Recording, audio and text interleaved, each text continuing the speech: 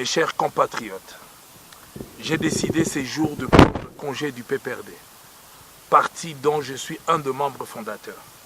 Par conséquent, je remets avec émotion et gravité le mandat de député que le peuple congolais m'a confié. Depuis longtemps, j'avais pris mes distances par rapport aux dérives dangereuses du PPRD qui foulait au pied le pacte républicain négocié lors du dialogue intercongolais de Sun City dont je pris part active. Au fil du temps, j'ai systématiquement dénoncé les décisions du pouvoir visant à violer la Constitution, les lois du pays, à confisquer les droits et libertés des citoyens, à instrumentaliser la justice, à réduire au silence toute forme de contradiction interne.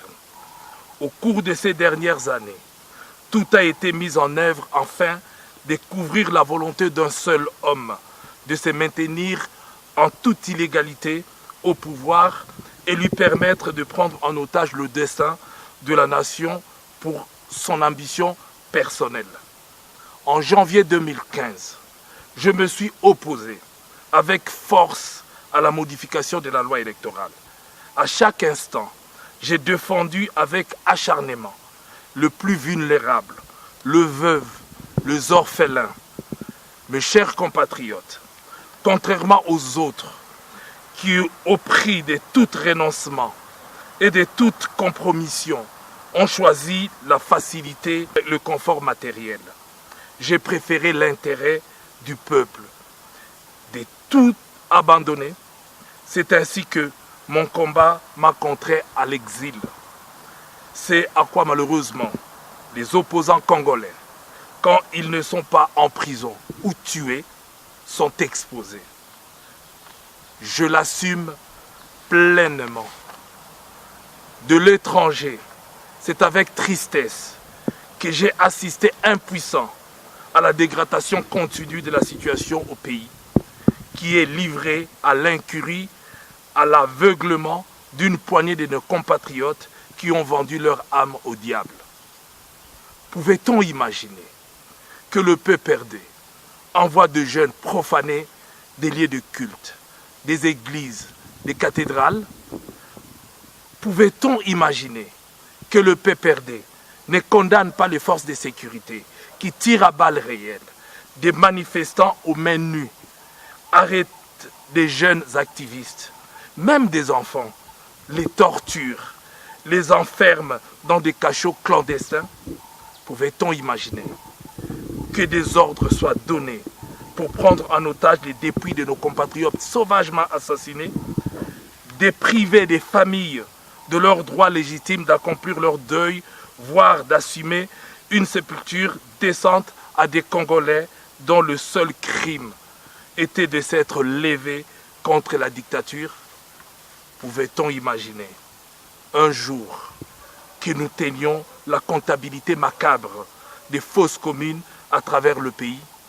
Hélas, hélas, hélas, la raison a déserté le PPRD et ses dirigeants. Tout ce que je n'ai cessé de dénoncer au cours des dernières années s'est malheureusement vérifié. En cherchant une nouvelle interprétation de la Constitution par la Cour constitutionnelle dont il va changer le membre afin de se mettre entièrement sous son contrôle, Joseph Kabila veut à tout prix se présenter lui-même pour un troisième mandat.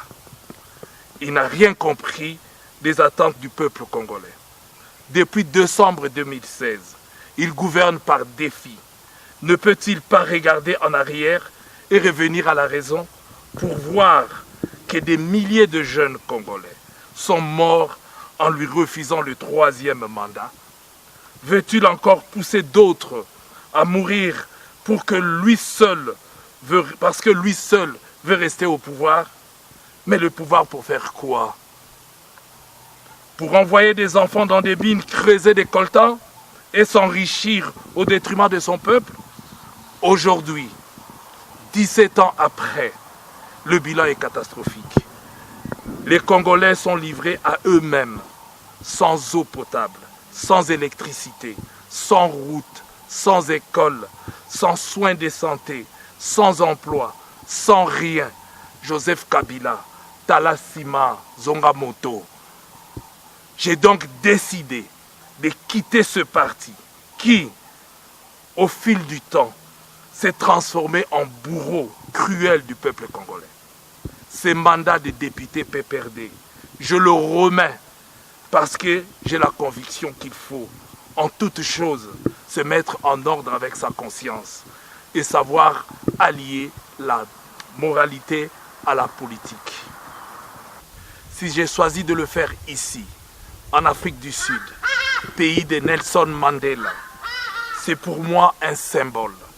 Par sa force d'âme et de caractère, par son courage et sa détermination, Nelson Mandela incarne à mes yeux l'ensemble de valeurs et de vertus qui doivent guider et inspirer tout homme politique.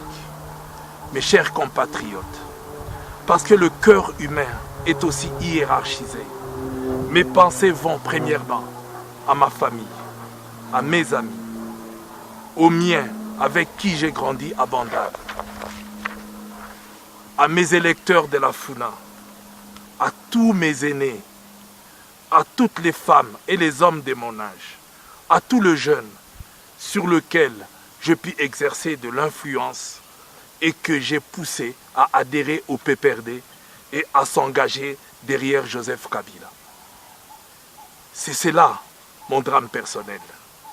Wanande pasi nanga makasi.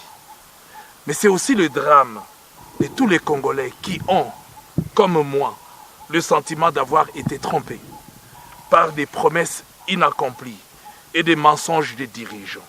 Ils sont nombreux. Mais plus nombreux encore sont des compatriotes qui, comme moi, ont choisi de ne pas renoncer à se battre pour sauver la démocratie. Chaque jour, nous en payons les prix.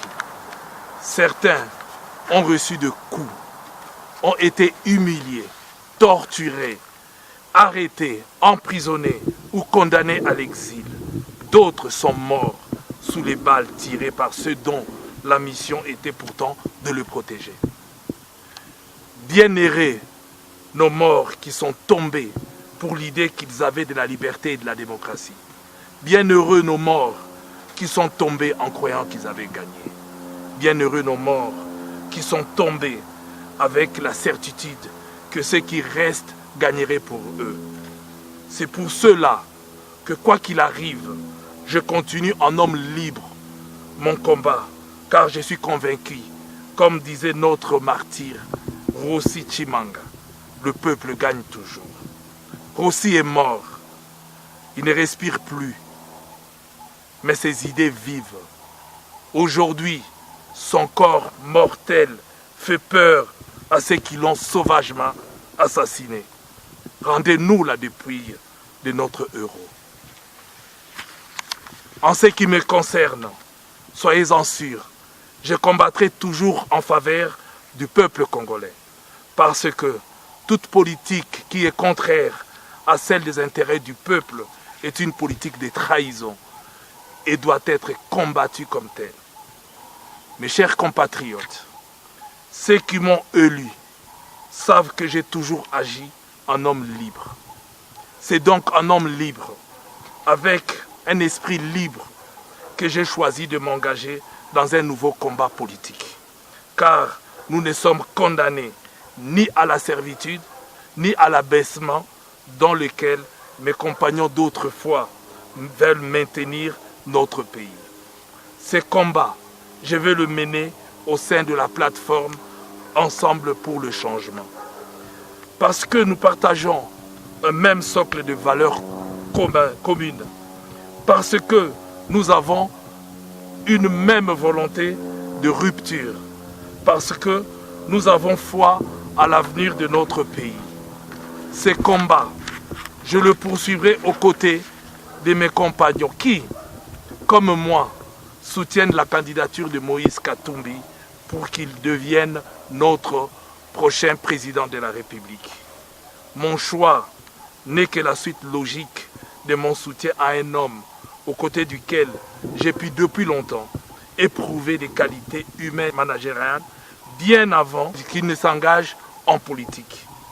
Son passage à la tête du Katanga et les résultats qu'il a obtenus pour la population m'ont confirmé que je n'ai pas, par son leadership, sa vision, son amour du pays et du peuple congolais, Moïse Katumbi saura remettre le pays sur la voie du développement, donner aux jeunes le goût du travail et de l'effort, transformer les mentalités et rendre à chaque Congolais la fierté d'appartenir à une grande nation. Mes chers compatriotes, si, comme moi, vous aimez passionnément le Congo, je vous invite à vous joindre à moi pour poursuivre jusqu'au bout le combat de la reconquête de nos libertés et de notre dignité. Que vive la démocratie, que le bon Dieu sauve la République démocratique du Congo. Je vous remercie.